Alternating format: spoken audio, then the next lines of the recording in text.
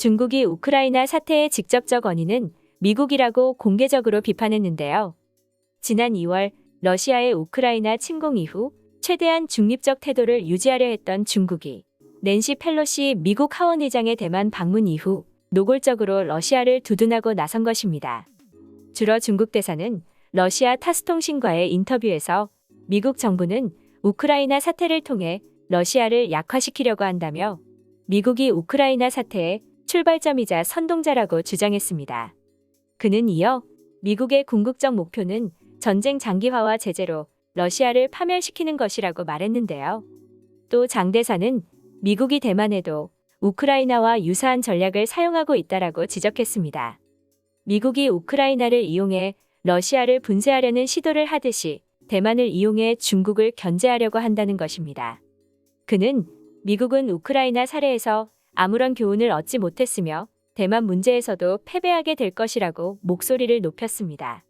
이렇게 연일 중국이 미국을 비판하고 대만에 대한 강력한 군사 작전도 벌이면서 하나의 중국이라는 이야기를 하고 있는데요. 중국의 이러한 행보에 리투아니아와 함께 발트 3국으로 불리는 에스토니아와 라트비아가 반중국 행보에 동참하고 나섰습니다. 유럽연합 국가 중 가장 적극적으로 친대만 행보를 보이고 있는 리투아니아도 중국이 대만 봉쇄 군사훈련 직후 차관급 인사를 대만에 파견하며 연대를 과시했는데요.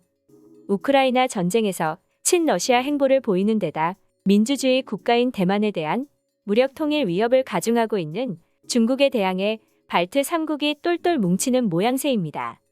로이터 통신에 따르면 에스토니아와 라트비아 외무부는 각각 성명을 통해 중국과 동유럽 17개 국간 협력 그룹에서 탈퇴한다라고 공식 선언했습니다. 양국 외무부는 성명에서 중국과 건설적 실용적 관계를 유지하기 위해 계속 노력할 것이라면서도 국제 질서와 인권을 우선적으로 존중할 것이라고 강조했는데요. 라트비아 외무부는 현재 국제 환경에서 우리의 전략적 목표와 더 이상 일치하지 않는다고도 설명했습니다.